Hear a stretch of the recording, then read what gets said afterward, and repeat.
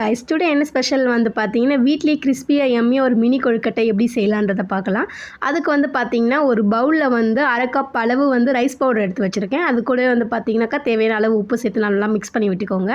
1 cup அளவு hot water எடுத்து இந்த மாதிரி கொஞ்சம் கொஞ்சமாக மிக்ஸ் பண்ணி ஒரு கரண்டி வச்சு நல்லா மிக்ஸ் பண்ணி விட்டுக்கோங்க. ஒரு கெட்டிப்பதம் வந்தோடனே கொஞ்சம் நேரம் அதை ஊற விட்ட பிறகு வந்து பார்த்தீங்கன்னா நம்ம மாவுலேருந்து கொஞ்சம் கொஞ்சமாக எடுத்து ஒரு பால்ஸ் மாதிரி பிடிச்சி இந்த மாதிரி எடுத்து வச்சுக்கோங்க.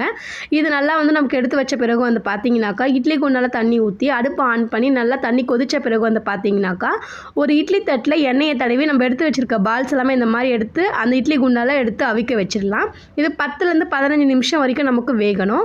ஸோ வெந்த பிறகு பார்த்தீங்கன்னாக்கா நம்மளுடைய கொழுக்கட்டை இப்படி தான் இருக்கும். இது வந்து பார்த்தீங்கன்னாக்கா அடுப்பு ஆன் பண்ணி கொஞ்சமாக எண்ணெய் ஊற்றி எண்ணெய் காஞ்ச பிறகு வந்து பார்த்தீங்கன்னா கடுகு உளுத்தம்பருப்பு போட்டு நல்லா பொரிஞ்ச பிறகு வந்து பார்த்தீங்கன்னாக்கா நீட்டு வாக்கில் கட் பண்ணி எடுத்து வச்சுருக்கேன் வரமிளகாவை இது கூட 5லேருந்து 6 மிளகா சேர்த்திக்கோங்க. இது கூடவே தேவையான அளவு கருவேப்பிலையை சேர்த்து நம்ம கொழுக்கட்டை இது கூட மிக்ஸ் பண்ணி விட்டுடுங்க. இதுக்கப்புறம் வந்து பார்த்தீங்கன்னா 2லேருந்து 3 ஸ்பூன் வந்து இட்லி பொடி வீட்டில் அரைச்சிருந்தால் நீங்கள் அதை சேர்த்துக்கலாம். அப்படிலாம் கடையிலேருந்து வாங்கியும் சேர்த்துக்கலாம்.